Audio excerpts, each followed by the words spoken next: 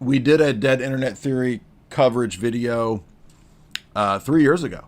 A whole live stream 3 years ago on it. So we were fairly ahead of the curve. I wasn't the first to talk about that. There were some other live streams that talk about it. I know it goes back to like 4chan theories and all that. The original theories are kind of ridiculous, right? It's like, oh, everybody on the internet after 2016 is a bot and it's all fake. I mean, that's schizo level stuff. But they were onto something with the coming alterations that we did see at the time of 2016 that I think Google began to make due to the nonsense of Russian collusion and that the bots that the Russians bought were changing the election results. Just super dumb. I mean, you have to be like committed boomer tard Democrat to believe that. Why am I talking about dead internet theory? Because I see bots now that are pretty sophisticated arguing very precise things. And I don't know how this works or how they do it. But I'm pretty sure even a lot of the things that I see responding to me, just trying to start crap, just trying to, stoke nonsense. Like, yes, I understand that some people I might have blocked in the past can create a new profile or whatever. But there's a lot of bots in a lot of comments that are new profiles with no followers and like a few comments, literally like very precise in their replies. So that to me suggests that botting has gotten really sophisticated. And remember, bots can now have entire conversations with bots that seem legit. Now, if you talk about crypto, for example, you will immediately see this in your videos. Anytime I do a video that discusses Bitcoin, it's inevitable that underneath I will get the gibberish crypto bots talking and arguing with one another. In fact, the last time I had to delete a entire discussion of all bots that most of us, probably 40 and under, would recognize as fake.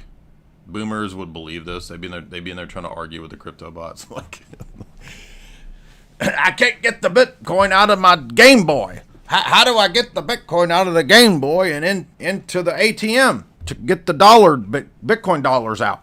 Right now, they're not going to be able to spot the bots. But I will say, though, that like the bots are getting more sophisticated than they were like 10 years. Remember 10 years ago on Facebook, you would get on Facebook and it would be like 10 butts that are trying to befriend you. It was like, oh shit, I already had like 5 butts as my friend. I guess I'll take another 10 more butts as my BFFs. More like face butt. And it would just, I mean, I'm joking. Obviously, those were bots too, because like, how many butts are actually on profiles on Facebook? Not very many. But we're no longer in the butt befriending phase. We're in the, it's still annoying and it's dumb. And you can spot it, but it's sophisticated enough that a lot of people fall for it, is what I'm trying to say. And then I'm noticing, right, and Twitter seems to be really bad about it because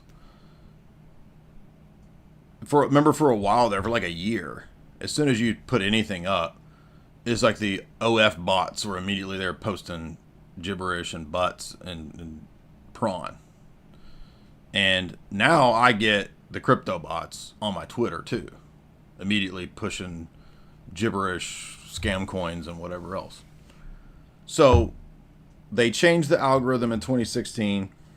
Also, by the way, people forget that I'd forgotten this, that a big part of the change of the internet was not just the rise of Facebook, which happened to come the day after they had shut down that DARPA program called LifeLog.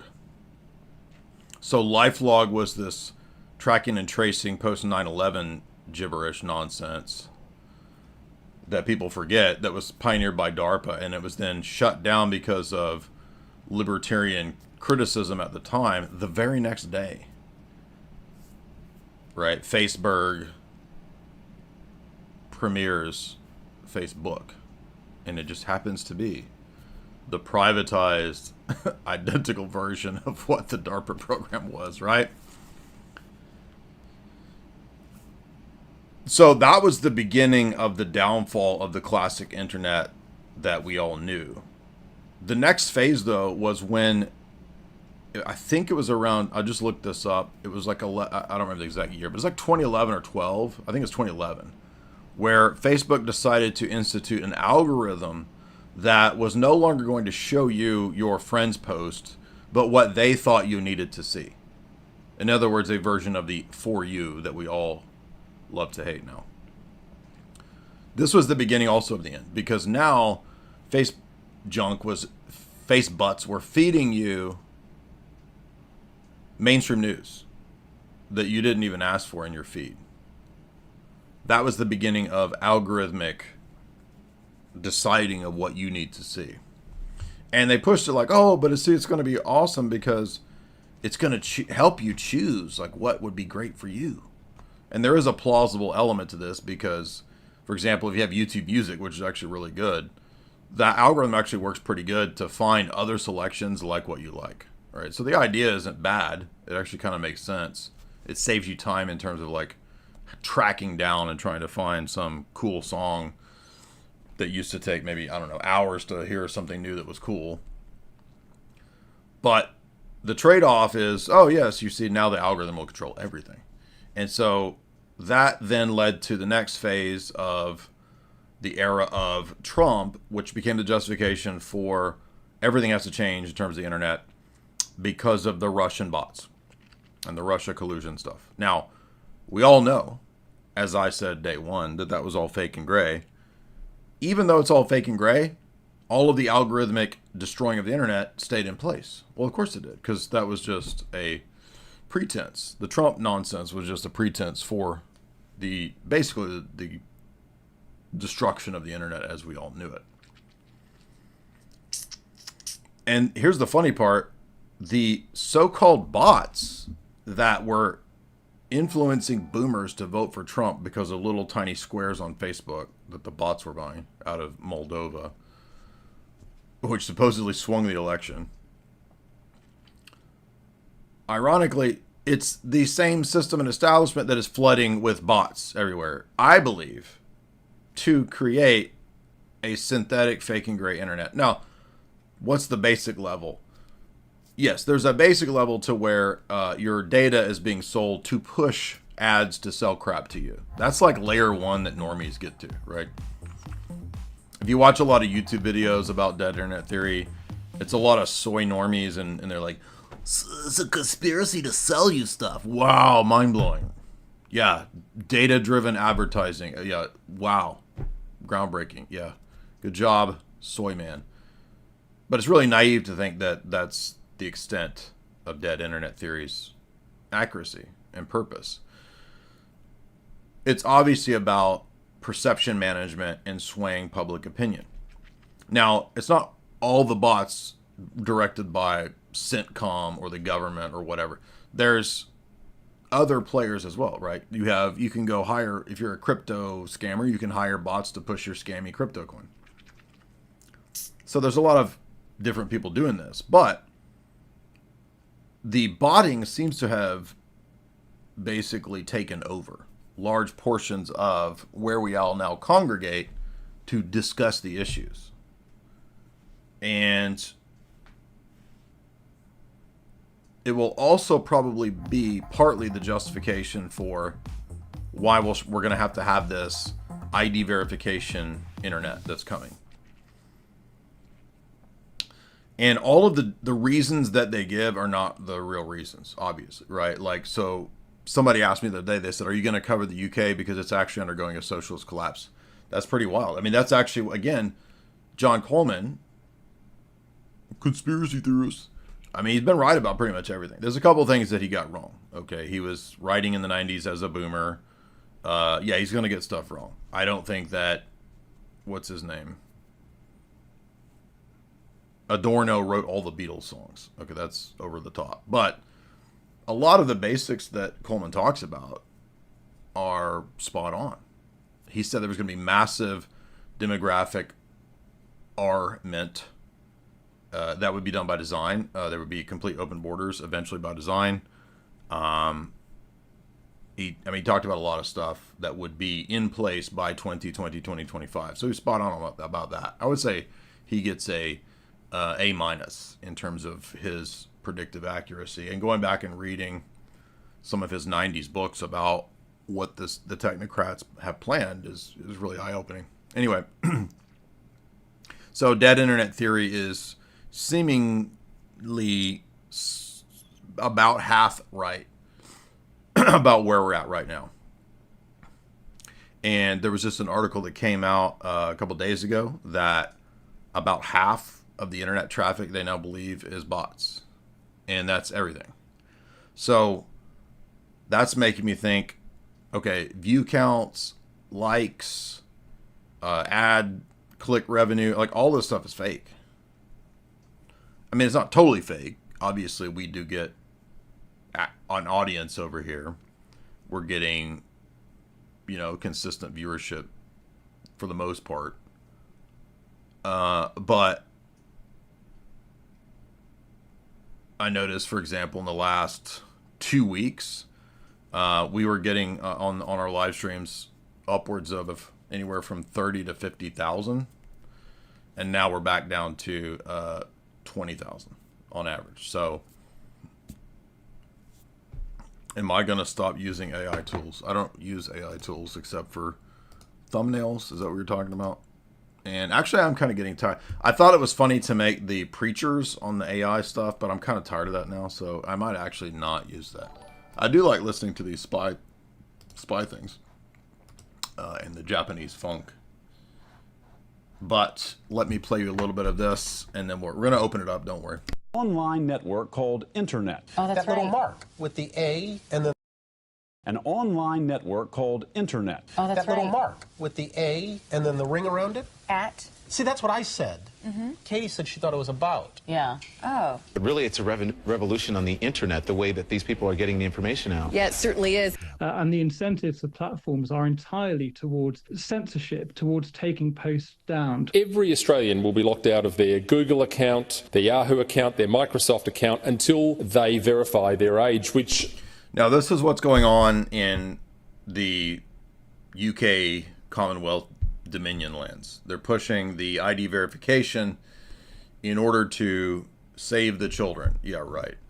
I mean, the establishment flooded the whole world with degeneracy on purpose, but now we're supposed to believe they care about the children. The same people behind Jeff Stein McCaffrey suddenly care about children.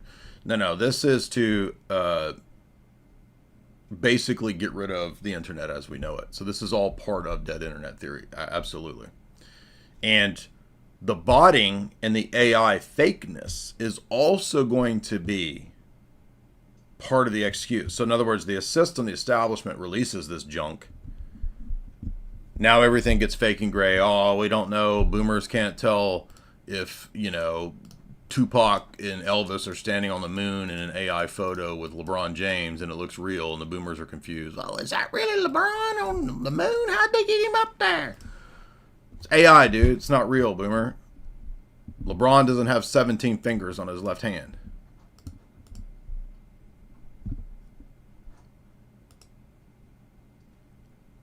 But you see what I'm saying? Problem, reaction, solution. They cause the nonsense and then provide the solution that they wanted the whole time. It's the classic establishment move. So when everybody bitches about the free and open internet because of the botting and because of the flooding of the AI slop everywhere, which eventually will get sophisticated enough to where it does look real. I mean, right now it's just fooling like boomers, right? But eventually it's going to get to where you really can't tell, probably.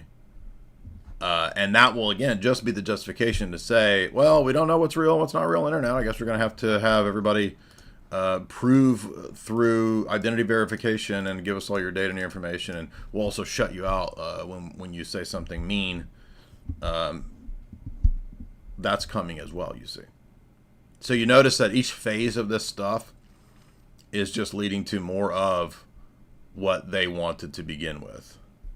Does that make sense? So advertising and algorithms in 2011 with Facebook, the next stage being the 2016 massive algorithmic changes that Google does because Donald Trump won the election from Russian bots, all of which was fake and made up, but still is in place. And also the coordinated, including intelligence agencies working together with Facebook, YouTube, Twitter, to shut down anybody criticizing COOF. That was another phase. That was all admitted. Remember the Twitter files, Twitter leaks, all that stuff? That was all real. That was just one tip of the iceberg. And it was the Atlantic Council telling Facebook, shut all this stuff down, which was just NATO and all the goobers, the goons. So now we're in the next phase, which appears to be the rolling out of what the dead internet theory people predicted, which I don't think actually was going on in 2016, but is more accurately what's happening in 2025, right? So maybe not 2016, but 2026 is where this is really coming to fruition. And now pretty much anytime you search, unless you really alter and choose what and specify with tools what you're searching, it's just, you don't get anything. You just get AI generated crap, and the AI literally is wrong half of the time. And it doesn't matter how many times they like roll out like version 5, versions. I don't use ChatGPT. I use Grok though. Grok still gets basic shit wrong. The only thing that Grok has helped me do is like tech stuff. It has been helpful for that, like actually making all this stuff hook up and work in here, which was a kind of a hassle. It's basically the only thing that it's done for me. Enshittification, that's right. That's the term everybody's using for. They're turning the internet into basically a giant pile of shit on purpose, presumably for this. I think is quite incredible. I think it's unbelievable, actually. The internet as we know it is dying. Remember when the internet was a goldmine of discovery? Every click led somewhere new, random websites surprised us, brought us together, and gave us joy. Each corner of the web felt alive with human creativity. But now we're trapped on the same 4 to 5 websites. Half our conversations are with bots we can't even identify. Our feeds overflow with ChatGPT generated content. Everything looks real, but nothing feels human anymore. Also, the reliance on these stupid AI things is making people dumb, especially the younger people, because they're now raised on this, and they actually just default to it. And we started seeing this a year ago, 2 years ago, maybe even, with people relying on this in debates, right? Even that idiot feminist, the worst debater of all time, not so erudite, literally reads the ChatGPT responses in her debate. Misfit Patriot reading the ChatGPT responses in debate. Just like the gaytheists that I debated, they do the same thing. So this is like literally making people completely stupid, and but they think this is an authority. The dead internet theory originated on Agora Road's Macintosh Cafe, where anonymous users compiled evidence of what they believed destroyed the golden days of the internet. According to the theory, the internet died somewhere around 2016. What replaced it was a manufactured reality where algorithms dictate what we see, serving us sanitized content designed to maximize ad revenue. Online conversations with humans became conversations with bots. And now with generative AI, even the content itself is fake, written by machines, not people. The end game is control. Corporations and governments use this artificial ecosystem to manipulate our purchases, reshape our political beliefs, and enforce conformity. They manufacture consensus, making us doubt. That's the key. The main purpose is eventually to try to manufacture consensus, especially perception management and nudging, basically, but not human nudging like Cass Sunstein talked about 15 years ago, but bot nudging and kind of pushing people. And that's why, I'll give you an example. I never, ever use the For You. Ever. And I always tell people, do not use the For You, because it's literally designed according to the Silicon Valley people themselves in their books, right? We just did a analysis of Jaron Lanier's book, who helped design some of the stuff that he wrote. When Jamie read it and we did a discussion on that, he said that Silicon Valley is literally run by a cult that believes that they will create a fake god AI and people will believe it and they'll run the cult. And then when you understand the Game B, Teal, Anduril, Palantir, I forget the other one, all this Lord of the Rings stuff, they think they're going to be like the feudal lords over the normies and the dummies that are going to worship their AI god in their mega cities tech dystopia. Now, as you guys know, we cover predictive programming in Hollywood a lot. I was not shocked, but also I was enlightened, and I thought it was very interesting when I watched Alien Earth. I don't know if you guys know, but everybody's talking about the newest installment of the Alien series, which is now a show on FX. It's really good. I mean, I usually don't like sci-fi because it's almost always just the most soy programming. This is actually pretty good. Not even because of like, oh, sci-fi, we're going to fly around in space and be gay. No. Because of the themes. So if you've watched the first few episodes of Alien Earth, you notice that it's a future where the world is no longer nation states, but it's actually divided up by 5 or 6 corporations. So instead of countries, you have Weyland-Yutani, you have the Prodigy Corporation, I forget the other ones, but the theme of the series is the battle between the Prodigy Corporation and the Weyland-Yutani Corporation, which is actually a pretty fascinating way to take the Alien franchise narrative. So it's pretty good.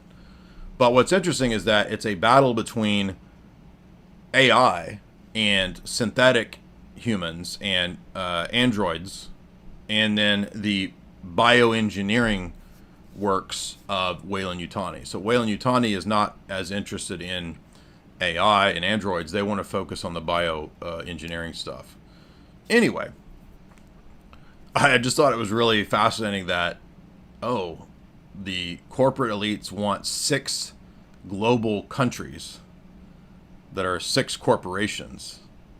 And that's the future, not the nation state. Could you imagine, like I said, what did the Pope of the Future predict? The Pope of the Future predicted living in a Walmart. Listen, if I'm going to have to live in a corporation city, please don't be Walmart. I don't know. I got to think about what corporation I want to live in. Because it's all going to be pretty fake and gay. Anyway. So let's get back to this, because it just reminded me of the tech overlords and basically they want to create this sci-fi Dungeons and Dragons LARPing world where they're the dungeon masters. Our own thoughts when they don't match the popular opinion we see online. But that popular opinion, it might not even be human. Here's a number that should terrify you. Bots now make up half of all internet traffic, with human activity dropping every year. Some bots are helpful. You've probably chatted with Reddit bots or Discord bots designed to moderate content or answer questions. These are the friendly faces of automation, but they're increasingly becoming the minority. The internet is drowning in malicious bots. Anonymous, untraceable, and multiplying rapidly. They're not here to help. They're here to manipulate. We're going to go to open calls in a second. If you disagree, you go to the head of the line. We're going to watch a little bit of this, though. So please, guys, how come nobody has patience anymore? Patience. Relax.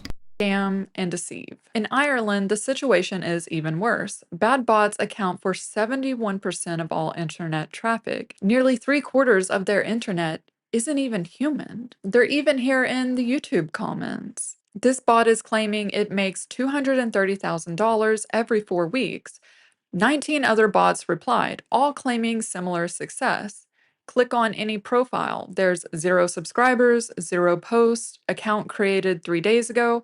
Some were made just 9 hours ago. This is a bot network. One person running dozens of fake accounts, programming the bots to talk to each other to create an illusion of credibility. And while it may be easy to spot, Brother, why you disagree with me, brother? We will run the bot against you. Do not redeem, sir. Sir. Why did you do that? Why did you do that? Welp.